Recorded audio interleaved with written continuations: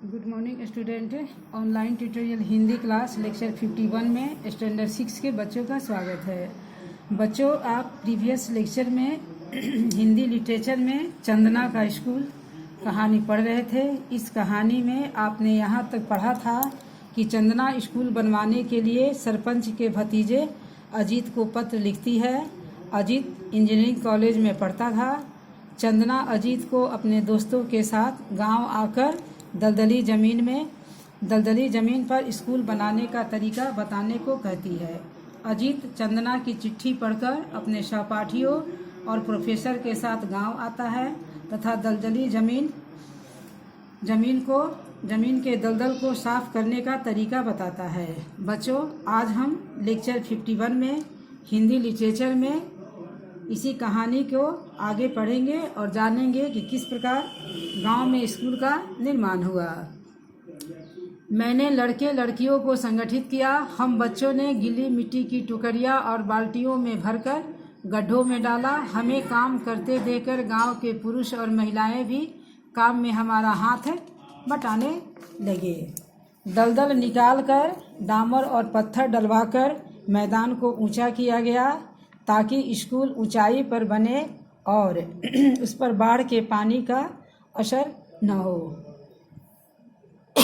पूरे गांव में लोगों ने अजीत भैया, उनके दोस्त और प्रोफेसर साहब के मार्गदर्शन में श्रमदान किया।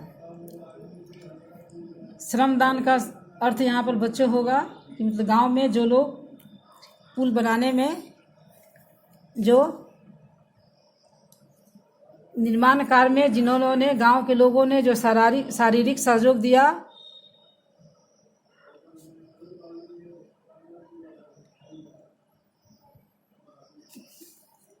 उसी को वही सहयोग देना कहलाएगा। यानी आमतौर पर हम काम करवाते हैं तो उसकी मजदूरी देते हैं, लेकिन यहाँ श्रमदान का अर्थ कि बिना मजदूरी के श्रम करना। तो यहाँ गांव के लोगों ने स्कूल निर्माण में कार्य में जो शारीरिक सहयोग दिया, उसके बदले उन्होंने पैसा नहीं लिया। यहाँ से इंसाफ को वहीं श्रमदान का होगा। देखो, दोबारा बाढ़ स्कूल को न गिरा सके, इसलिए नदी की तरफ बांध बनाना होगा। पेड़ भी लगाने होंगे ताकि पानी इकट्ठा न हो। प्रोफेसर साहब ने हम सबको बताया। सबने मिलकर बांध के लिए पत्थर और बोरियां लगा दी। फिर पक्का बांध बनाने के लिए सरकारी विभाग में अधिकारियों से मिलकर आए। बच्चों, तो आप यहाँ देख रहे हैं कि गांव के लोग भी अजीत और उनके प्रोफेसर और उनके मित्रों को मदद कर रहे हैं। दोबारा बाढ़ स्कूल को न गिरा सके, इसके लिए नदी की तरफ बांध बनाया गया। पेड़ भी लगाए गए ताकि दोबारा बाढ़ स्कूल को न गिरा सके। सबने मिलकर बांध के लिए पत्थर और बोरियां लगा दी। फिर उसको पक्का बांध बनाने के लिए सरकारी विभाग से अधिकारियों से मिलकर आए। क्योंकि ये काम सरकारी अधिकारी ही कर सकते थे, इसलिए गांव के लोग सरकारी अधिकारियों से मिले। हम सब ने पेड़ मिलकर लगाए। उनकी देखभाल की जिम्मेदारी मैंने और मेरे दोस्तों ने ली। लोगों ने ईंट, सीमेंट, लक्कड़ आदि के लिए चंदा जमा किया। श्रमदान से हम सब ने वर्षा के मौसम से पहले 4 कमरों का स्कूल बना डाला। हम बच्चों और हमारी ताई चाचियों ने मिलकर चित्र और रंगोली से स्कूल की दीवारों को सजाया। शिक्षक शिक्षिकाओं ने दरिया और अलमारियां इकट्ठी की।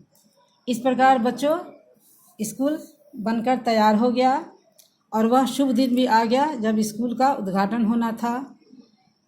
फिर वह शुभ दिन आया जब स्कूल का उद्घाटन हुआ। सरपंच जी ने प्रोफेसर और उनके विद्यार्थियों को धन्यवाद दिया कि वे गांव में आए और स्कूल बनवाने में सबका मार्गदर्शन किया। तब प्रोफेसर साहब ने बताया कि अगर चंदना दिल को छूने वाली चिट्ठी अजीत को नहीं लिखती तो शायद हम यहाँ न आते। अजीत भैया ने सबको मेरी लिखी चिट्ठी पढ़कर सुनाई और कहा, गांव वालों ने तो समस्या के सामने घुटने टेक दिए थे, पर चंदना ने बड़ी सूझबूझ और हिम्मत दिखाई। हमें बुलाया, श्रमदान के लिए आपको प्रेरित किया और इसके परिणाम स्वरूप आज स्कूल फिर से खड़ा हो गया। यही है गांव की बहनों को हमारा राखी का उपहार। इस प्रकार स्कूल का उद्घाटन हुआ, सरपंच जी ने प्रोफेसर और उनके विद्यार्थियों को धन्यवाद दिया कि वे लोग गांव में आए और स्कूल बनवाने में सबका उन्होंने मार्गदर्शन किया। फिर प्रोफेसर साहब ने ये भी बताया कि चंदना ने किस प्रकार अजीत को चिट्ठी लिखी। अगर चंदना चिट्ठी नहीं लिखती तो शायद वे लोग यहाँ नहीं आते और इस प्रकार गांव का स्कूल का पुनर्निर्माण नहीं होता। सभी लोगों ने चंदना की सूझबूझ की और हिम्मत की तारीफ की। अजीत ने कहा कि हमारे लिए यही है गांव की बहनों का हमारा राखी का उपहार। प्रोफेसर साहब ने मुझे पास बुलाया और गांव वालों से कहा, हम सभी को चंदना की तरह समस्या का हल निकालना चाहिए और मिलकर काम करना चाहिए। उन्होंने मुझे हार पहनाया, लोगों ने खूब जोर से तालियां बजाई। इस प्रकार प्रोफेसर साहब ने चंदना को अपने पास बुलाया। गांव वालों के सामने उन्होंने चंदना की तारीफ की और इसके लिए चंदना को हार पहनाया गया। लोगों ने खूब जोर से तालियां बजाई। मुझे खुद पर और अपने सारे गांव वालों पर गौर हुआ। तब एहसास हुआ कि मेहनत और लगन से किया हुआ काम एक अलग सा ही सुकून देता है, ऐसा सुकून जो मखमली पलंग पर बैठने से भी नहीं मिलता। इस प्रकार लेखिका कह रही हैं कि ये उस समय उन्हें अब बता रही हैं कि खुद उन्हें अपने आप पर और सारे गांव वालों पर भी गर्व हुआ और तब उन्हें ऐसा प्रतीत हुआ, एहसास हुआ कि मेहनत और लगन से जो काम किया जाता है उसमें एक अलग ही सुकून मिलता है। वह ऐसा सुकून जो आपको मखमली पलंग पर बैठने पर भी नहीं मिलता। इस प्रकार बच्चों, आपने सुरेखा पाडेंकर द्वारा लिखित आपने चंदना का स्कूल कहानी पढ़ा। आज आप लेक्चर 51 में आप यहीं तक पढ़ेंगे। नेक्स्ट लेक्चर में हम इस चैप्टर का शब्दार्थ और प्रश्नोत्तर भी करेंगे। आज के लिए धन्यवाद।